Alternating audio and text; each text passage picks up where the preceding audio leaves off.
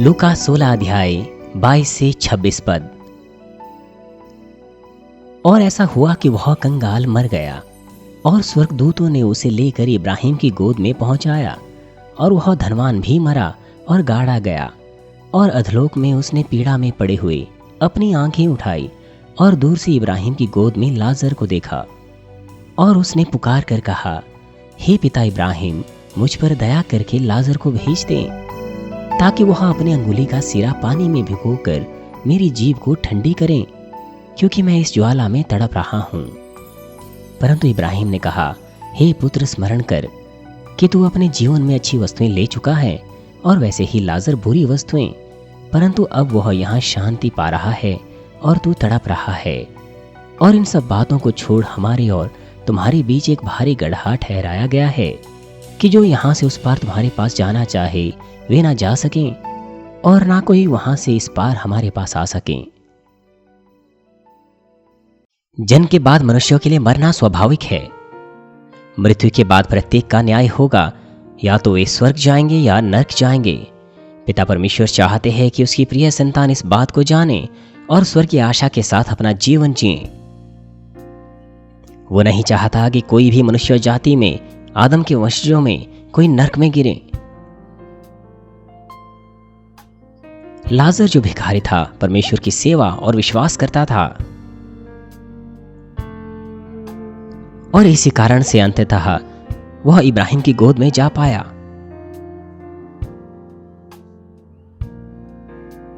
परंतु धनी व्यक्ति ने अपनी धन दौलत का आनंद लिया, और फिर अंततः वह निचली कब्र में जा गिरा। अधलोक कहां है? कब्र नरक से अलग स्थान है।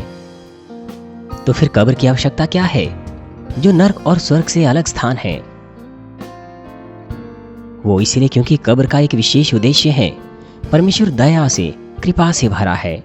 वो ना केवल साफ प्रमाण देता है, वरन हमें प्रेम दिखाता है जो न्याय के ऊपर प्रबल है।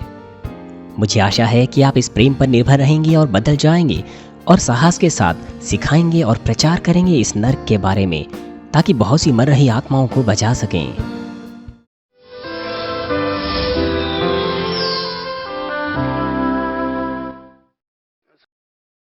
मसीह में प्रिय भाई और बहनों, मैं पहले से ही नरक के ऊपर प्रचार कर चुका हूं, और किताब भी उसके आधार पर छापी जा चुकी हैं।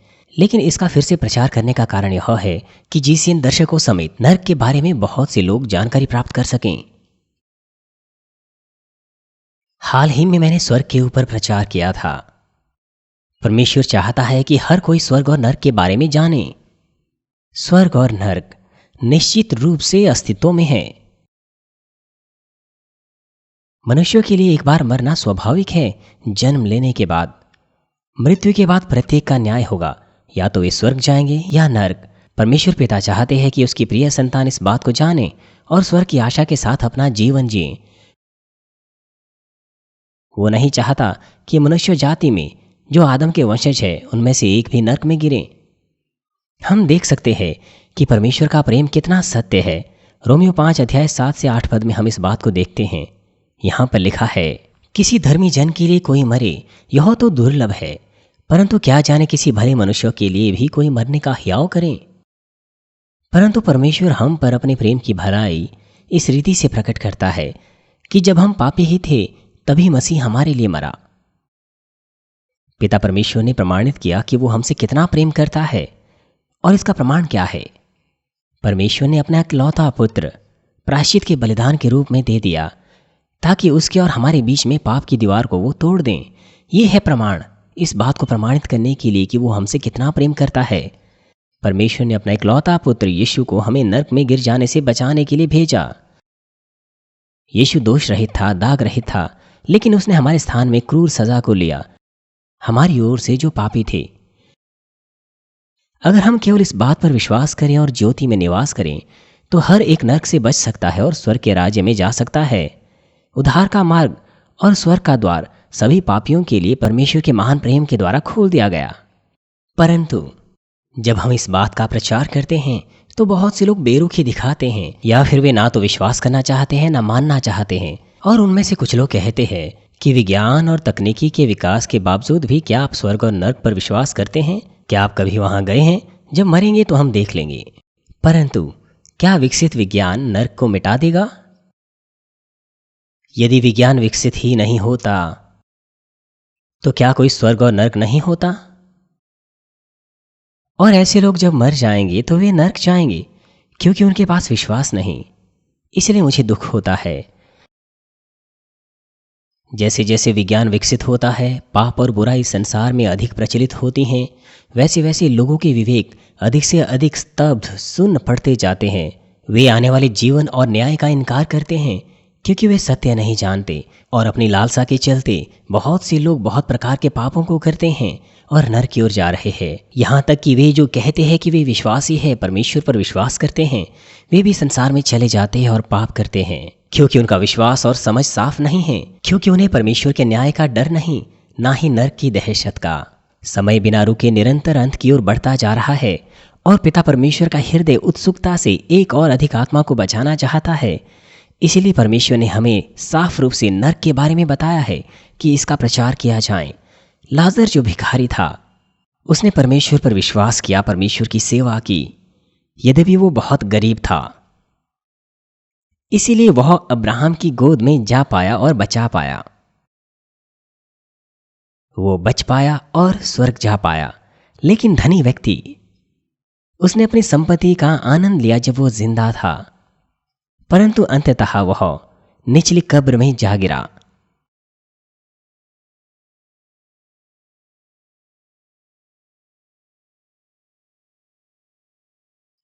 जितनी मुश्किल आपकी परिस्थितियां होती है, उतना अधिक आपको परमेश्वर पर निर्भर होना चाहिए। आपको अधिक प्रार्थना करनी चाहिए, अधिक धन्यवाद देना चाहिए। मसीह में प्रिय भाई और बहनों, नरक कुछ ऐसी बात नहीं जिसका प्रचार बहुत आसानी से किया जाए। जब लोग नरक के बारे में सुनते हैं तो जिनके पास विश्वास है वो आत्मा से भर जाते हैं। वे कहते हैं कि वे धन्यवादी हैं, ये कहते हुए कि मैं धन्यवादी हूं कि परमेश्वर ने मुझे ऐसे भयानक स्थान से बचाया है। लेकिन जिनका कमजोर विश्वास है या जो नई विश्वासी है, वो नरक के बारे में सुनकर डर जाते हैं। उनमें से कुछ आराधनाओं में नहीं आते, यहाँ तक कि चर्च छोड़कर चले जाते हैं। ये बहुत दिल तोड़ने वाली बात है। किसी ने मुझे एक पत्र लिखा और कहा कि क्यों मैं नरक पर प्रचार कर रहा हूँ। ये तब था जब मैं पहली बार नरक के बारे में बात कर रहा था कि क्यों आप नरक के बारे में प्रचार कर रहे हैं। उसने इस तरह से पत्र में लिखा, क्यों मुझे नरक पर प्रचार करना चाहिए। संसार में ऐसे कौन से माता पिता हैं जो चाहते हैं कि उनकी संतान नरक में जाएं? क्या आपको लगता नहीं कि वो उन्हें सिखाने के लिए कुछ भी करेंगे ताकि वे नरक ना जाएं? क्या आपको लगता नहीं कि एक चरवाहे को कुछ भी करना चाहिए ताकि उसका झुंड नरक में ना गिरे? क्या आपको लगता नहीं कि चरवाहे को उन्हें बताना चाहिए नरक किस प्रकार का स्थान है ताकि वे नरक ना जाएं? कुछ लोग जो आत्मिक संसार के बारे में नहीं जानते, वे गलतफहमी रख सकते हैं क्योंकि वे वचन पर विश्वास नहीं करते। यदि मैं अपनी भी बात करूं, पास्टर होने के नाते मैं केवल आशीषों के वचन पर प्रचार करना चाहूंगा कि सिर्फ यीशु पर विश्वास करो तो उद्धार पाओगे और आशीष पाओगे। ये कहना आसान है कि परमेश्वर आपको आशीष दे, लेकिन मैं ऐसा हर सप्ताह नहीं कर सकता। यदि आप आशीषें पाएंगे तो इस कलीसिया की आर्थिक अवस्था बेहतर हो जाएगी और ये अच्छा है। लेकिन क्या आशीषें सिर्फ ये कह के आ जाएगी कि परमेश्वर आपको आशीष दें? मुझे आपको सिखाना चाहिए कि आशीषें कैसे आएगी, कैसे पवित्र आत्मा पाया जाता है। मुझे आपको सिखाना चाहिए कि आशीषें पाने के लिए आपको क्या करना चाहिए। लेकिन ये बातें ना सिखाऊं और सिर्फ ये कहूं कि परमेश्वर आपको आशीष दें, क्या आपको आशीषें मिलेगी? तो फिर प्रचार करना बहुत आसान होगा, दोनों के लिए, मेरे लिए और सदस्यों के लिए भी। लेकिन अगर मैं केवल उन्हीं बातों का प्रचार करूं जो सुविधाजनक हो, जिन्हें ग्रहण करना आसान हो, वो भी सिर्फ इसलिए क्योंकि सुनने में वे अच्छे हैं, तो फिर प्राण देने के बिंदु तक कौन पाप के विरुद्ध संघर्ष करेगा? बाइबल साफ रूप से हमें कहती है कि प्राण देने के बिंदु तक हम संघर्ष करें और कहती है कि हम परमेश्वर के सारे घराने में विश्वास योग्य रहें। केवल तब जब हम साफ रूप से स्वर्ग और नरक की वास्तविकता को जानते हैं, तभी हम सचेत रह सकते हैं ताकि संसार में ना पड़े। तो हम बेहतर स्वर्गीय निवास स्थानों को थाम सकते हैं बलपूर्वक।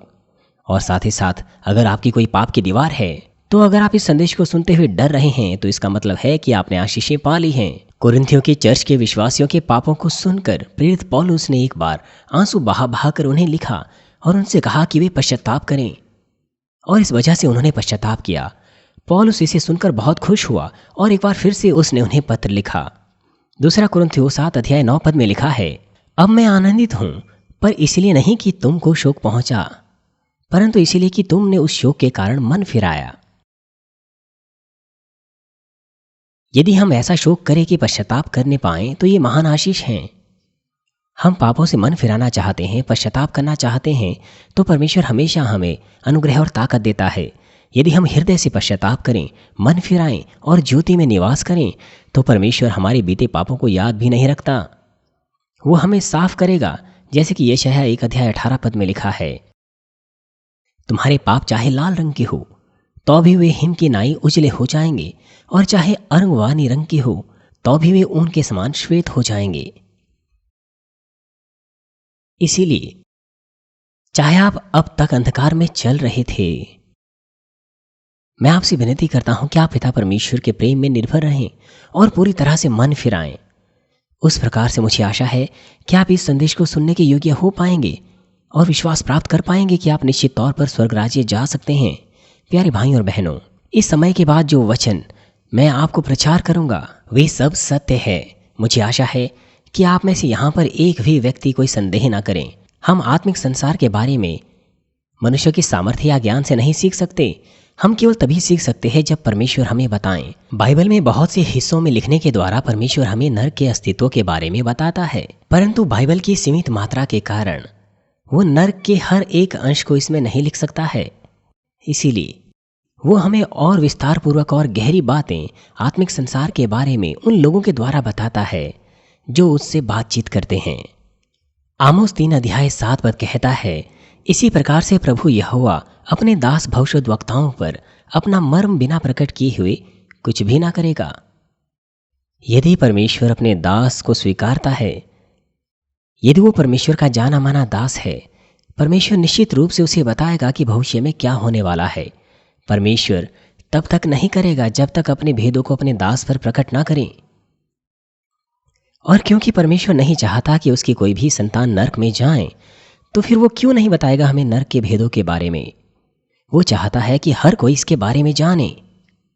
कुछ ऐसे लोग हैं जो नरक जा चुके हैं परमेश्वर के विशेष अनुग्रह के द्वारा।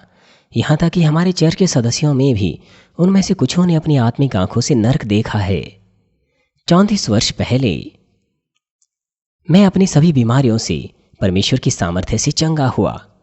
मैं निश्चित रूप से परमेश्वर से मिला और उसका अनुभव किया, और उस समय के बाद मैंने परमेश्वर के हर वचन को विश्वास किया और स्वीकारा, चाहे वो नरक और स्वर्ग के ऊपर हो या न्याय के ऊपर हो। परिणाम स्वरूप मैंने परमेश्वर के बारे में बातें करना शुरू की जिसे मैं मिला था, और सुसमाचार का प्रचार करना शुरू किया। परंतु जब मैं उन लोगों से मिला जो विश्वास नहीं करते थे, उनकी आत्माओं के लिए मुझे बहुत दुख हुआ। मैं हमेशा सोचता था कि कैसे उनकी अगुवाई मैं करूं कि वे विश्वास करें कि परमेश्वर के सभी वचन सत्य है। इसी बीच मैं पवित्र आत्मा की अगुवाई से परमेश्वर से प्रार्थना करने लग गया। जब मैंने बहुत अधिक प्रार्थनाओं को उपवास के साथ किया, अपना जीवन जोखिम में डालते हुए, तब परमेश्वर ने मुझे बाइबल के बारे में बताना शुरू किया, और उन्होंने मुझे साफ रूप से स्वर्ग और नरक के बारे में भी बताया। मैंने उन संदेशों का प्रचार किया बिना किसी डर के। यद्यपि मुझ पर सताव हुआ या मुझे इस कारण मुश्किलों से गुजरना पड़ा, लेकिन तो भी प्रचार करना मैंने नहीं रोका। वो इसीलिए क्योंकि मैं प्रभु के हृदय को अच्छे से जानता हूं, जो नहीं चाहता कि कोई भी नरक में जाए। और जिस बात के लिए मैं धन्यवादी हूं वो है स्वर्ग और नरक की किताबें, जिनका अनुवाद बहुत सी भाषाओं में हो चुका है और वह बहुत से देशों में उपलब्ध है। बहुत से लोगों ने गवाहियां दी हैं कि उन्होंने अपने बीते जीवन से पश्चाताप किया, और किताबों को पढ़ने के द्वारा उनके हृदय नवीन हो गए, नए हो गए। उन्होंने कहा कि यदि मैं नरक की इस पुस्तक को नहीं पढ़ता तो मैं नरक में जा गिरता। नरक की इन किताबों को पढ़ने के बाद मैंने फिर से जन्म पाया और मैं बदल गया। अब मैं जानता हूँ कि क्यों मुझे विश्वास योग्य रहना है, क्यों पाप के विरुद्ध मुझे लहू बहाने के बिंदु तक विश्वास योग्य रहना है। इस तरह के पत्र मुझे बहुत बार आए, इस तरह के पत्र, और वो अपने पत्रों में कहते हैं आपका धन्यवाद। जब मैं इजराइल या दूसरे देशों में जाता हूँ तो लोग कहते हैं कि मेरी किताब को आप जितना जल्दी हो सके उतना जल्दी प्रकाशित कीजिए। वो मुझसे कहते हैं कि वो जितना जल्दी हो सके उतना जल्दी मेरी किताबों को पढ़ना चाहते हैं, इसलिए वो मुझसे कहते हैं कि आप जल्दी से जल्दी इसको अनुवाद कीजिए। और जो चर्च के कार्यकर्ता कोई कौम गए थे, उन्होंने भी कहा कि बहुत से लोग मेरी किताबों को ढूंढ रहे थे। बहुत से लोग मेरी किताबों को मांगते हैं।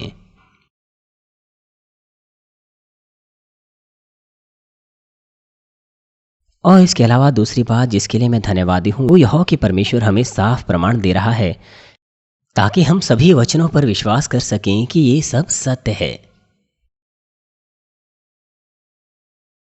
वे लोग जो विश्वास नहीं करते थे, वे विश्वास करने के योग्य हो पाए। यीशु ने सामर्थ्य कार्यों को दिखाकर इस तरह से कहा। यूहन्ना 14 अध्याय 11 पद में लिखा है, मेरी ही प्रतीति करो कि मैं पिता में हूं और पिता मुझ में है, नहीं तो कामों ही के कारण मेरी प्रतीति करो। प्रभु पिता में है और पिता प्रभु में है। प्रभु कहते हैं कि विश्वास करो मुझ पर। लोग जब प्रभु को दिखते हैं तो प्रभु उन्हीं के समान दिखाई देता है, इसलिए वो विश्वास नहीं करते।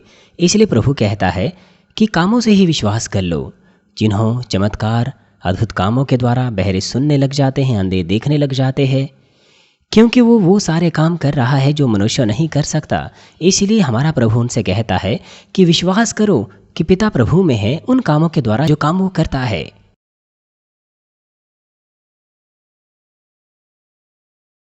बाइबल में हम देख सकते हैं कि नूह ने बार बार प्रचार किया कि बाढ़ के द्वारा न्याय होगा, लेकिन जब तक कि नूह जहाज में ना चला गया तब तक लोग खा पी रहे थे, विवाह कर रहे थे। नूह को कितना दुख हुआ होगा उन लोगों के लिए। अब्राहम जानता था कि सदोम और अमोरा का न्याय होगा और वो अपने पूरे जीवन से प्रार्थना कर रहा था। वो परमेश्वर से उन आत्माओं को बचाने के लिए विनती कर रहा था जो नाश होने वाली थी। क्योंकि मैं नरक में न्याय के बारे में बहुत अच्छे से जानता हूँ, इसीलिए आत्माओं के उद्धार के लिए इस तरह के उत्सुक हृदय से मैं परमेश्वर से और भी महान सामर्थ्य के लिए विनती कर रहा हूँ। जो परमेश्वर ने मुझे सामर्थ्य दी है वो पर्याप्त है, लेकिन तो भी ऐसे लोग हैं जो विश्वास नहीं करते, यद्यपि मैं उन्हें चिन्ह चमत्कार अद्भुत कार्य दिखाता हूँ। जब आप इस तरह के सामर्थ्य कार्यों का अनुभव करेंगे तो मैं विश्वास करता हूं कि आप परमेश्वर पर विश्वास करेंगे। परमेश्वर दया और कृपा से भरा है। वो ना केवल साफ प्रमाण हमें देता है, वरन हमें प्रेम दिखाता है जो न्याय के ऊपर प्रबल है। जैसे जैसे अंत नजदीक आता जाता है, वो और भी महान प्रेम और दया हम पर देता है और हमारे हृदय में अनुग्रह देता है। मुझे आशा है कि आप इस प्रेम पर निर्भर रहें और बदल जाएं, और साथ ही नाश होने से बहुत सी आत्माओं को बचाने के लिए इस नरक के बारे में बहुत से लोगों को सिखाएं और प्रचार करें।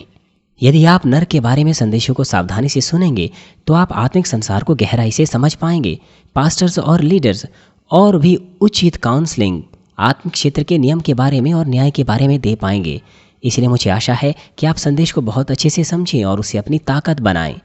मैं प्रभु के नाम से प्रार्थना करता हूं कि आप सभी वचन को अपनी सामर्थ्य और जीवन बनाएं, ताकि आप नरक से सबसे दूर स्थान में जा सकें, अर्थात नई यरूशलेम में जा सकें। मसीह में प्रिय भाई और बहनों, आज के पाठ में लिखा है कि वो धनी व्यक्ति मर गया और अधलोक में चला गया। अधलोक कहाँ है? अधलोक कब्र का ही दूसरा नाम है।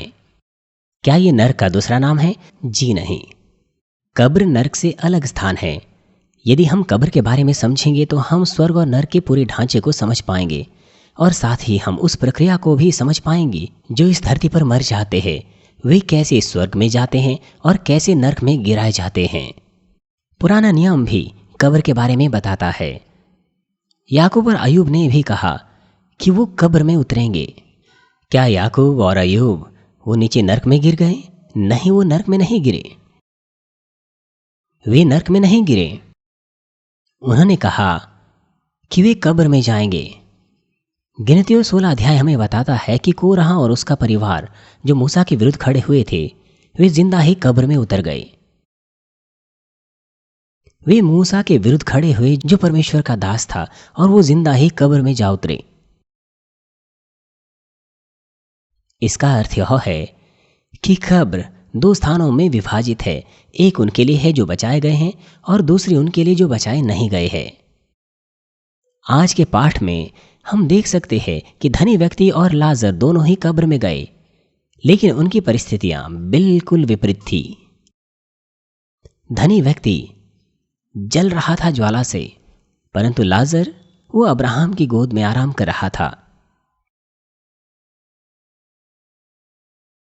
वो इसीलिए वो स्थान जहां धनी व्यक्ति गया था वो निचली कब्र थी जो नर्क से संबंध रखती हैं, और जहां लाजर गया था वो ऊपरी कब्र थी जो स्वर्ग से संबंध रखती है।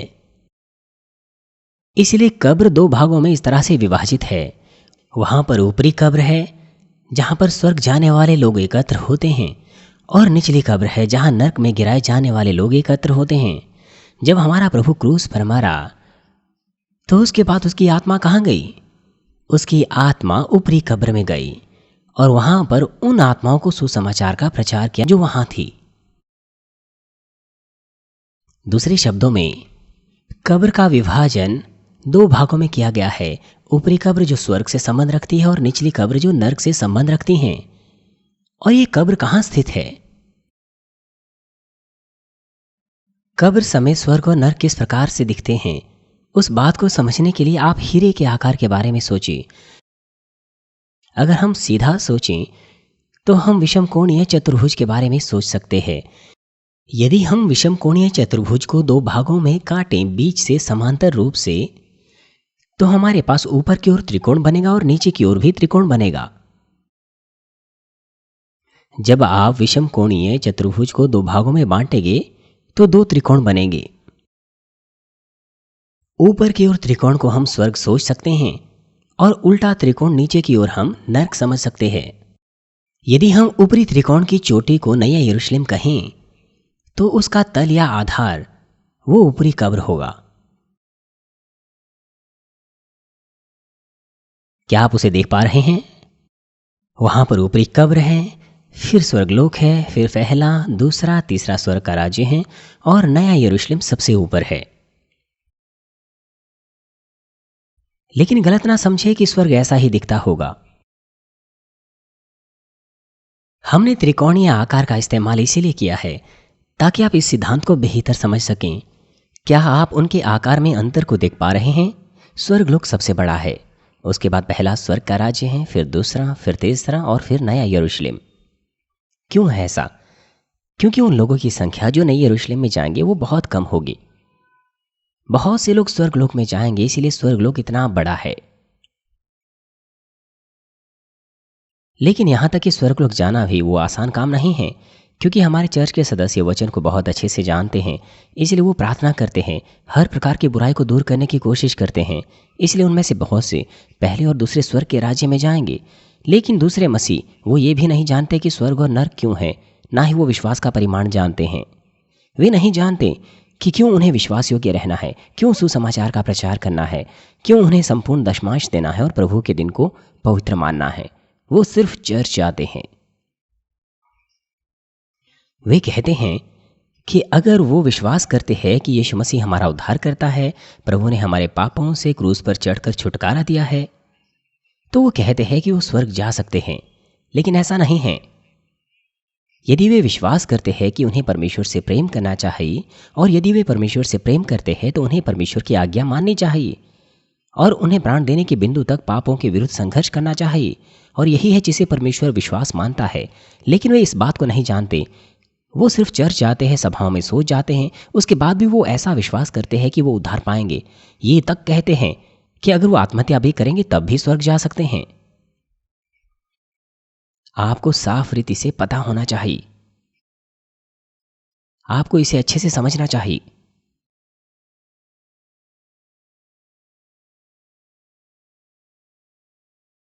ये कहना कि त्रिकोण की ऊपरी चोटी नया यरूशलेम है, तो इसका आधार ऊपरी कब्र है। ऊपरी कब्र से ऊपर स्वर्गलोक है, पहला स्वर्ग का राज्य, दूसरा स्वर्ग का राज्य, तीसरा स्वर्ग का राज्य और फिर नया यरूशलेम है। जितना ऊंचा स्तर होगा उतना बेहतर निवास स्थान होगा। हालांकि आत्मिक संसार में हम कोई सीमा नहीं खींच सकते जैसे हम इस धरती पर खींचते हैं। आत्मिक संसार असीमित है, और साथ ही चाहे हम ये भी कहें कि यह हीरे के आकार का है, तो भी वास्तविकता में हम स्वर्ग के आकार को परिभाषित नहीं कर सकते। मैं इस तरह से इसलिए बता रहा हूं ताकि वे जिनकी शारीरिक सीमाएं हैं वे इसे समझ सकें।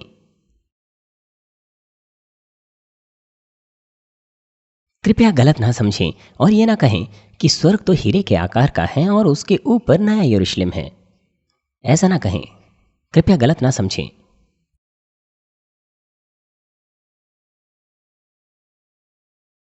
नरक को भी आप स्वर्ग के समान ही सोच सकते हैं। निचले सिरे का सबसे चौड़ा स्थान वो निचली कब्र है, और जो बीच में है वो भारी गड्ढा है, जैसे कि आप देख सकते हैं। और जैसे जैसे सबसे नीचे चोटी पर आएंगे तो यह नरक का सबसे गहरा स्थान है, और वो स्थान जो सबसे नीचे की चोटी के करीब है वो अथाह कुंड है। अन्यथा इसे नरक कुंड भी कहा जाता है।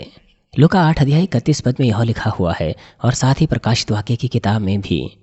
इसलिए वहां पर भारी गड्ढा है, उसके नीचे निचली कब्र है, फिर आग की झील है, फिर गंधक की झील है, और इसके तल में नरक कुंड है, अथाह कुंड है। क्या आप उसे देख पा रहे हैं? निचली कब्र, आग की झील, गंधक की झील और अथाह कुंड। मैं पहले आपको इसे बता चुका हूं। वे जो निचली कब्र के पहले और दूसरे स्तर में हैं, वे आग की झील में गिर जाएंगे अंतिम न्याय के बाद। और वे जो तीसरे और चौथे स्तर पर हैं, वे गंधक की झील में जा गिरेंगे।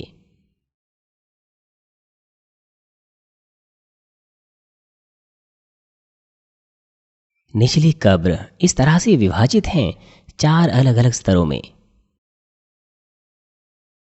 वहां पर 4 अलग अलग स्थान हैं निचली कब्र में, ठीक है? और ये दोनों त्रिकोणीय आकार, दूसरे शब्दों में स्वर्ग और नरक, ये एक दूसरे से सटे हुए नहीं हैं। उनके बीच में एक दूसरे से अत्यंत दूरी है, शारीरिक रूप से उसे नापा नहीं जा सकता। और साथ ही जैसे कि अब्राहम ने कहा आज के पाठ में लूका 16 अध्याय 26 पद में, कि वहां पर ऊपरी और निचली कब्र के बीच में बहुत भारी गड्ढा है। वे जो स्वर्ग और नरक में रहेंगे वे एक दूसरे के पास नहीं जा सकते। लेकिन परमेश्वर की विशेष अनुमति अनुसार, जैसे कि आज के पाठ में लिखा है, वे एक दूसरे से बात कर सकते हैं, जैसे कि अब्राहम और धनी व्यक्ति ने बातचीत की। और यह दूरी बहुत विशाल है, और यह भारी गड्ढा बहुत ही कर्कश और उजाड़ है। कोई भी उसमें आ जा नहीं सकता, परंतु यदि परमेश्वर आज्ञा दें तो बातचीत हो सकती है। आत्मिक संसार में चाहे कितनी ही दूरी क्यों ना हो, तो भी लोग बात कर सकते हैं, एक दूसरे को देख सकते हैं, अगर परमेश्वर अनुमति देता है। यदि परमेश्वर आत्मिक आंखें खोलें तो लोग देख सकते हैं और उनसे बातचीत कर सकते हैं। आज यहाँ तक कि मनुष्यों की निपुणताओं के द्वारा भी हम उनसे तक बात कर सकते हैं जो पृथ्वी के दूसरी छोर पर है। यहाँ तक कि उनके चेहरे भी देख सकते हैं। तो सृष्टिकर्ता परमेश्वर क्या नहीं कर सकता? प्रकाशित वाक्य 4 अध्याय 6 पद में आप कांच के समुद्र के बारे में सोचिए। हम आत्मिक संसार के रहस्यों को महसूस कर सकते हैं। अंतिम न्याय के दिन सब कुछ इस कांच के समुद्र पर प्रकट होगा। सब कुछ जो कुछ हमने कहा है, किया है और सोचा है इस धरती पर बीते समय में, वो ऐसा दिखाया जाएगा जैसे मानो वास्तविकता में हो रहा है। और ये प्रत्येक व्यक्ति का न्याय करने के लिए प्रमाण होगा।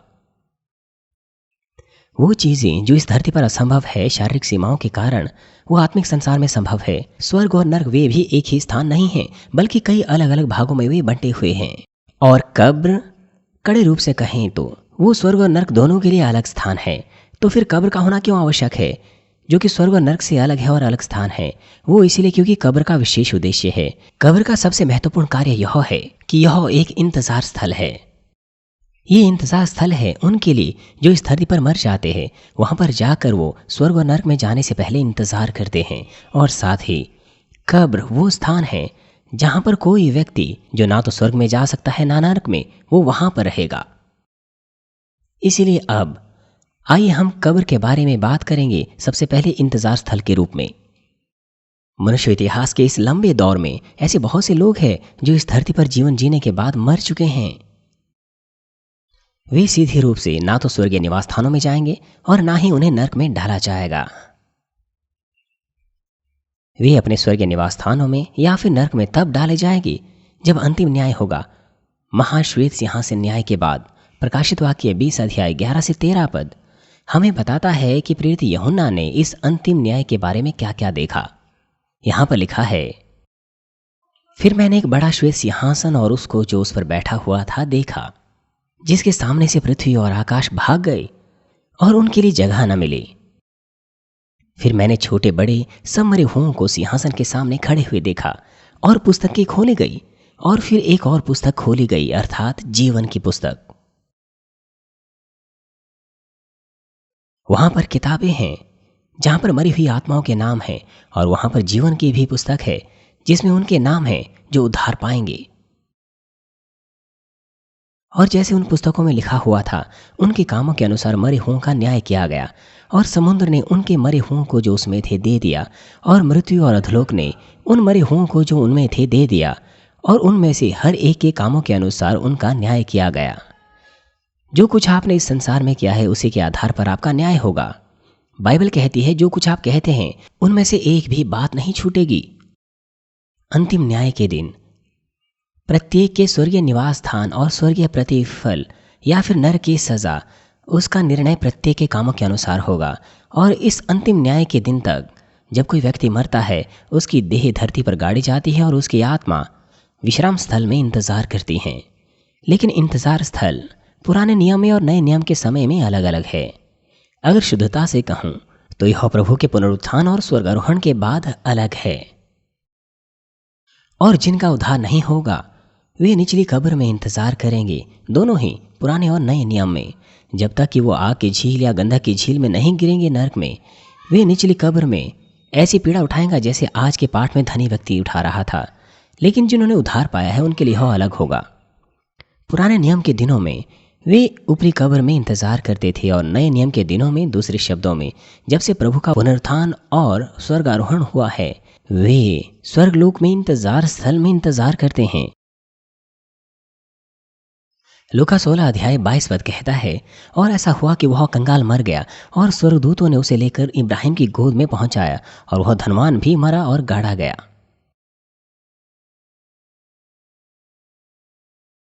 यहां पर लाजरस वो प्रभु की बाहों में नहीं था, बल्कि इब्राहिम की गोद में था।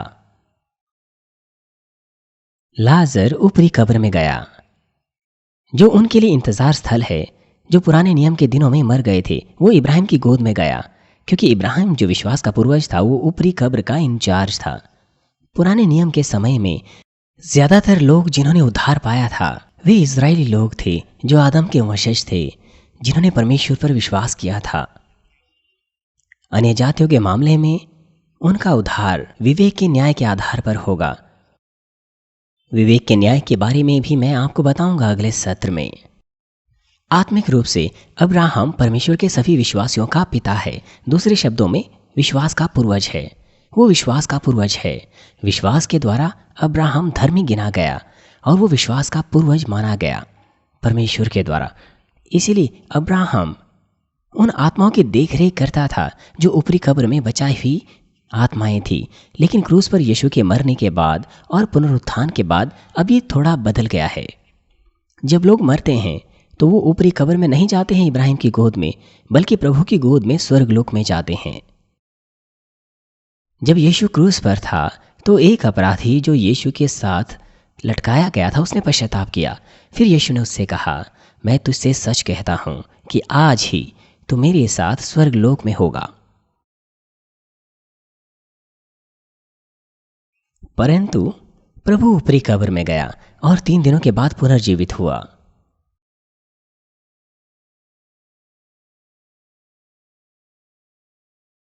स्वर्गलोक स्वर्ग का हिस्सा है, तो फिर क्यों लोग यीशु के पुनरुत्थान के बाद ही स्वर्ग के राज्य में जा पाए? स्वर्ग एक अनंत निवास स्थान है जो उन्हें दिया जाता है जो यीशु मसीह पर विश्वास करते हैं और जिन्होंने उद्धार पाया है। परंतु वे जो पुराने नियम में थे वे यीशु के द्वारा क्रूस उठाने से पहले मर गए थे। इसीलिए उनका उद्धार यीशु पर विश्वास के द्वारा नहीं हुआ था। उनके उद्धार का निर्णय व्यवस्था के मापदंड या विवेक के आधार पर हुआ था। वे अपने मसीहा का इंतजार कर रहे थे, लेकिन वे नहीं जानते थे कि यीशु कौन है। आज तक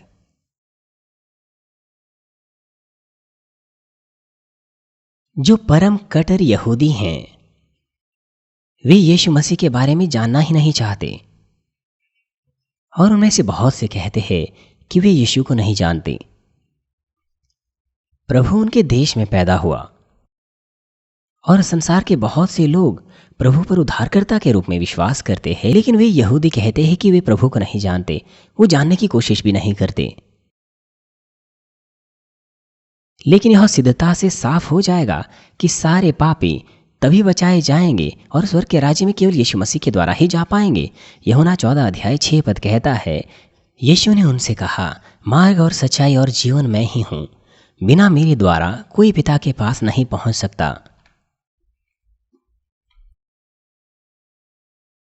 प्रेरितों के काम 4 अध्याय 12 पद भी कहता है, और किसी दूसरे के द्वारा उद्धार नहीं, क्योंकि स्वर्ग के नीचे मनुष्यों में और कोई दूसरा नाम नहीं दिया गया जिसके द्वारा हम उद्धार पा सकें। परमेश्वर ने साफ रूप से कहा है कि कोई दूसरा नाम उसने हमें नहीं दिया है जिसके द्वारा हम उद्धार पा सकें।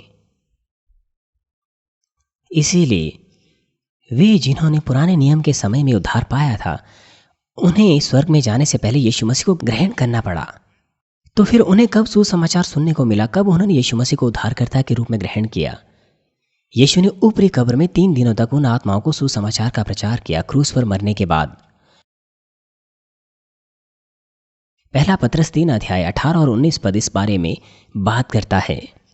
इसलिए कि मसीह ने भी अर्थात अधर्मियों के लिए धर्मी के पापों के कारण एक बार दुख उठाया।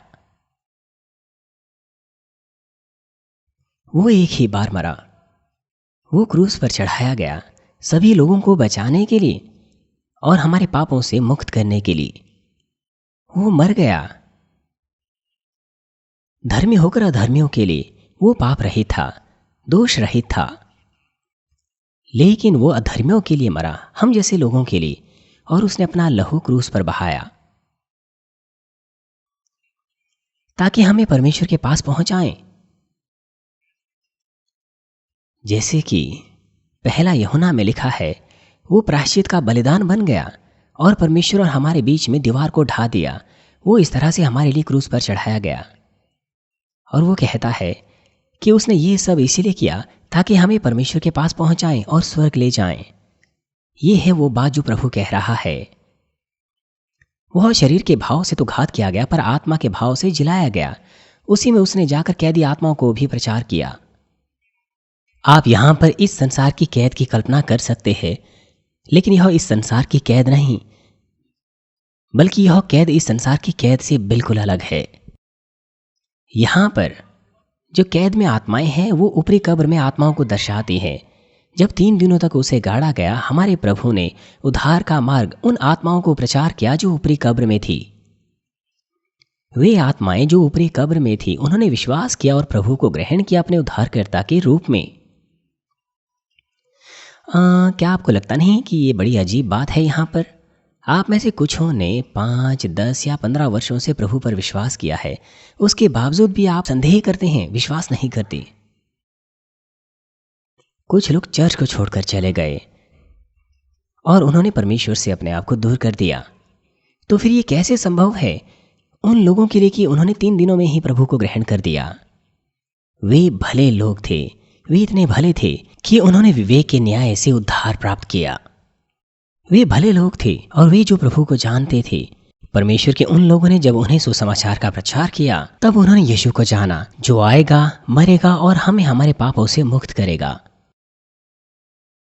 उन्होंने इसे यीशु के आने से पहले परमेश्वर के लोगों से सीखा था। इसीलिए वे जानते थे कि जब हम यीशु मसीह पर विश्वास करेंगे, उद्धारकर्ता के रूप में ग्रहण करेंगे, तो हम उद्धार पाएंगे। इसीलिए वो प्रभु को उद्धारकर्ता के रूप में ग्रहण कर पाया जब प्रभु उनके सामने आया। इसलिए जब हमारा प्रभु पुनर्जीवित हुआ, तो वे सब के सब स्वर्ग के राज्य में चले गए। हालांकि इसका मतलब यह नहीं कि वो अपने स्वर्ग के निवास स्थानों में गए होंगे। वे इंतजार स्थल में गए, जो कि स्वर्गलोक के बाहरी क्षेत्र में है। प्रभु के द्वारा क्रूस उठाने से पहले वे आत्माएं इब्राहिम के गोद में जाती थी ऊपरी कब्र में। लेकिन प्रभु के क्रूस उठाने के बाद और उद्धारकर्ता बनने के बाद प्रभु उन आत्माओं को ऊपरी कब्र से स्वर्ग ले गया जब उसका स्वर्ग आरोहण हुआ। इसलिए जब प्रभु फिर से वापस आएगा हवा में, असंख्य आत्माएं उसके साथ आएगी। वो आत्माएं जो प्रभु के साथ आएंगी, वे आत्माएं हैं जो ऊपरी कब्र में हुआ करती थी, जिन्हें प्रभु स्वर्ग ले गया था जब उसका पुनरुत्थान हुआ।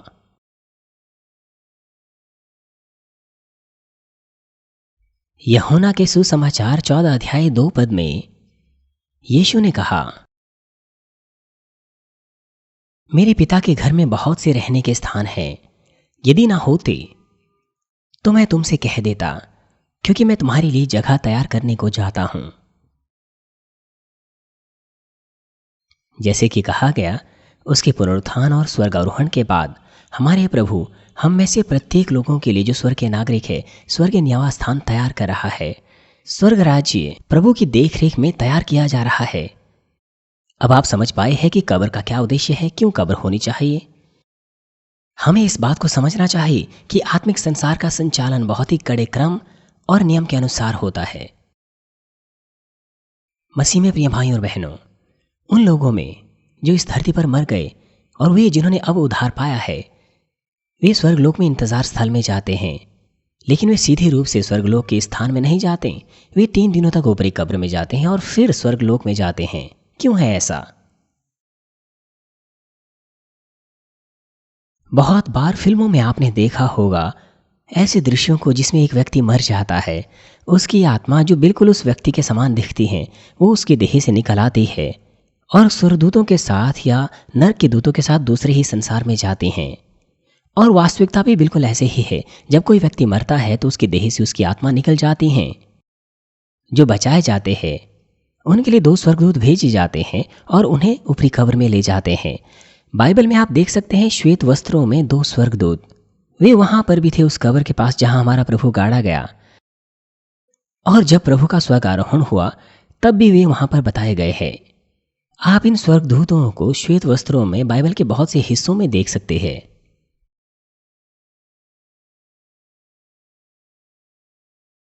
उन लोगों के लिए जिन्होंने उद्धार नहीं पाया है, नरक के दूत उनके लिए आते हैं और उन्हें निचली कब्र में ले जाते हैं।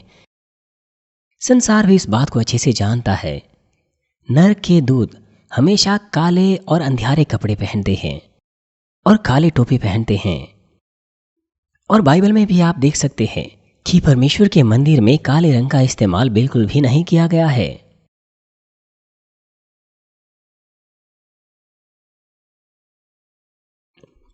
आत्मिक संसार बहुत विशाल है। एक व्यक्ति के लिए जो इस संसार में रहता था, स्वयं से अकेले ही स्वर्ग और नरक जाना असंभव है। आप कल्पना कीजिए कि वो आत्मा जो अभी अभी शरीर से बाहर निकली है, उसके लिए यह कितना तकलीफ देह होगा। उसके लिए यह बिल्कुल अलग होगा उस समय की तुलना में जब वह उस शरीर में थी। अब उसके ऊपर कोई वजन नहीं है, इसलिए वो ऐसा महसूस करेगी जैसे उड़ रही है। और आत्मिक संसार जहाँ की अनुभूति इस संसार की तुलना में बिल्कुल अलग है, वो उसके सामने प्रकट होगी। वो क्षण भर में अद्भुत बदलाव से गुजरेगा। सब कुछ उसके लिए बिल्कुल अलग होगा। इसीलिए आत्मिक संसार को अपनाने के लिए उसे थोड़े समय की आवश्यकता होती है और आधारित आत्मिक ज्ञान को पाने के लिए अंतरिक्ष यात्री अंतरिक्ष यान में जाने से पहले कई कई सालों तक प्रशिक्षण से गुजरते हैं। और वो ऐसा इसलिए करते हैं ताकि शून्य गुरुत्वाकर्षण में वो अपना अभ्यास कर सकें। इसी प्रकार से हमारे स्वर्ग में जाने से पहले हम ऊपरी कब्र में 3 दिन तक का प्रशिक्षण प्राप्त करते हैं और वहां आत्मिक चीजों को सीखते हैं। इस कारण से वे ऊपरी कब्र में 3 दिनों तक रहते हैं और 3 दिनों के बाद उन्हें स्वर्गलोक में इंतजार स्थल में भेज दिया जाता है। और वहां पर वे इंतजार करते हैं जब तक कि प्रभु वापस हवा में ना आ जाए और जब तक कि 7 साल का विवाह भोज ना हो। और फिर वहां पर वो इंतजार स्थल में क्या करते हैं? क्या इंतजार स्थल का मतलब यह है कि वहां केवल खाली समय गुजारना है और बोर होना है? प्यारे भाई और बहनों, आत्मिक संसार कोई अज्ञात या संदिग्ध स्थान नहीं है, बल्कि ये वास्तविक और व्यवहारिक स्थान है। वे जो वहां इंतजार करेंगे वे भविष्यद्वक्ताओं से बहुत सी आत्मिक बातों को सीखेंगे।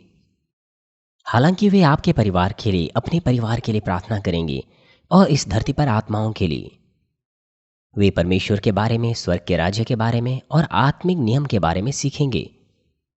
वे अनंत आत्मिक संसार के बारे में सीखेंगे और इस शिक्षा का कोई अंत नहीं होगा। ये सुनकर कुछ लोग ऐसा सोच सकते हैं कि क्या स्वर्ग में भी हमें पढ़ाई करनी पड़ेगी? मुझे तो पढ़ाई पसंद नहीं है। लेकिन आत्मिक ज्ञान को प्राप्त करना किसी भी प्रकार से बोरिंग या मुश्किल नहीं होगा, बल्कि बहुत ही उत्सुक, बहुत ही अद्भुत और मनोरंजक होगा। जितना अधिक हम सीखेंगे उतना ही अधिक आत्मा से हमारा हृदय भर जाएगा। वे जो साफ रीति से परमेश्वर से बातें करते हैं वे परमेश्वर से यहाँ तक इस धरती पर भी बहुत सी आत्मिक बातों को सीख सकते हैं। हालांकि परमेश्वर से ऐसा संवाद करने के लिए एक व्यक्ति का हृदय बहुत ही साफ और नम्र होना चाहिए। यदि हम आत्मिक चीजों के बारे में सीखेंगे तो हम ऐसे आनंद से भर जाएंगे जिसकी तुलना इस धरती पर किसी से नहीं की जा सकती। प्यारे भाइयों और बहनों, यदि हम स्वर्ग और नरक के बारे में प्रचार करते हैं तो कुछ लोग प्रश्न पूछते हैं, वो संदेह करते हैं कि मनुष्यों के इतिहास में जितने लोग आज तक पैदा हुए हैं क्या वो वहां समा सकते हैं। लेकिन हमें इसकी चिंता बिल्कुल भी करने की आवश्यकता नहीं। सिर्फ हमारे ब्रह्मांड को देखने के द्वारा हमें इसका उत्तर मिल सकता है। ये सौर मंडल जिससे धरती संबंध रखती हैं, आकाश गंगा में वो केवल एक बिंदु के समान है।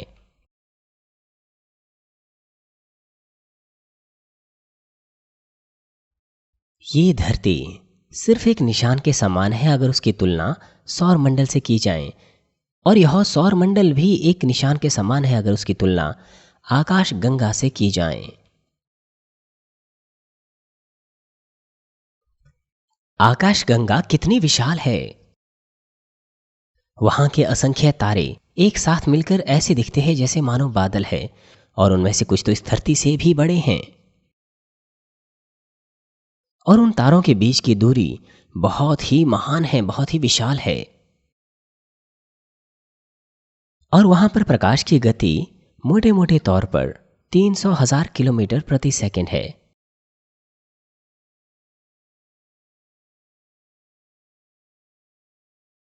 और धरती के चारों ओर यह 7.5 बार एक सेकंड में चक्कर लगाती हैं। परंतु प्रकाश की इस गति के बावजूद भी इस बिंदु से उस बिंदु तक जाने के लिए आपको कई वर्षों तक यात्रा करनी होगी। इसीलिए कल्पना कीजिए कि आकाश गंगा कितनी विशाल है, और अगर इस आकाश गंगा की तुलना पूरे ब्रह्मांड से करें तो यह भी एक निशान के समान है। पूरे ब्रह्मांड में यह आकाश गंगा एक बिंदु के समान है। मनुष्यों के दिमाग से हम यहां तक कि इस शारीरिक ब्रह्मांड की सीमा की कल्पना भी नहीं कर सकते, तो फिर स्वर्ग के राज्य के बारे में यह कैसा होगा जो कि आत्मिक संसार है। यहां तक कि स्वर्ग लोक ही वो अपने आप में इतना महान स्थान है, इतना विशाल स्थान है कि मनुष्य उसकी कल्पना करना शुरू भी नहीं कर सकता। स्वर्ग लोक में भी जो उसका मध्य बिंदु है और बाहरी स्थान वो एक दूसरे से बहुत दूर है। इसीलिए किसी को चिंता करने की आवश्यकता नहीं कि स्वर्ग के इंतजार स्थल में अपर्याप्त स्थान होगा, और फिर वे जिनका उद्धार नहीं होगा वे कैसे निचली कब्र में इंतजार करेंगे। इसके विषय में मैं आपको विस्तार पूर्वक इसी श्रृंखला में बाद में बताऊंगा। मसीह में प्रिय भाइयों और बहनों, आज मैंने आपको वो कारण बताए कि कब्र का होना क्यों आवश्यक है। इसका एक प्रयोग यह है कि यह इंतजार स्थल है। ये वो स्थान है जहां पर लोग वास्तविक स्वर्ग और नरक में जाने से पहले इंतजार करते हैं। उद्धार पाए हुए लोगों के लिए नए नियम में इंतजार स्थल बदल दिया गया। ये ऊपरी कब्र से स्वर्गलोक के बाहरी क्षेत्र में बदल दिया गया। वो इसीलिए क्योंकि हमारे प्रभु ने स्वर्ग के राज्य का मार्ग अपने पुनरुत्थान के द्वारा खोल दिया। इसके द्वारा हम देख सकते हैं कि स्वर्ग के राज्य का एकमात्र मार्ग केवल हमारा प्रभु है। पुराने नियम में जो विश्वास करता था, परमेश्वर ने कहा था कि वो कब्र में जाएंगे, और इब्राहिम ऊपरी कब्र का इंचार्ज था। लेकिन प्रभु ने ऐसा क्यों कहा कि वह अपराधी स्वर्गलोक में जाएगा? इस सत्र में मैंने आपको यह बता दिया है कि क्यों ऐसा था।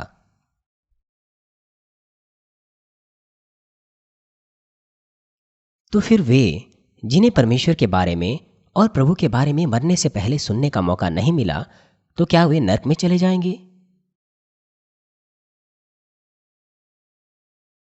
अगर ऐसा होगा तो क्या हम ऐसा कह सकते हैं कि परमेश्वर न्यायी परमेश्वर है? यदि कोई मनुष्य भला हो और प्रभु को जानने से पहले ही मर गया हो, उनका न्याय विवेक के अनुसार होगा, और वहां पर ऊपरी कब्र है, और प्रभु ने स्वर्ग का मार्ग खोला है, और साथ ही स्वर्ग लोग भी हैं जहां पर लोग महाश्वेत न्याय सिंहासन के समय तक इंतजार करेंगे।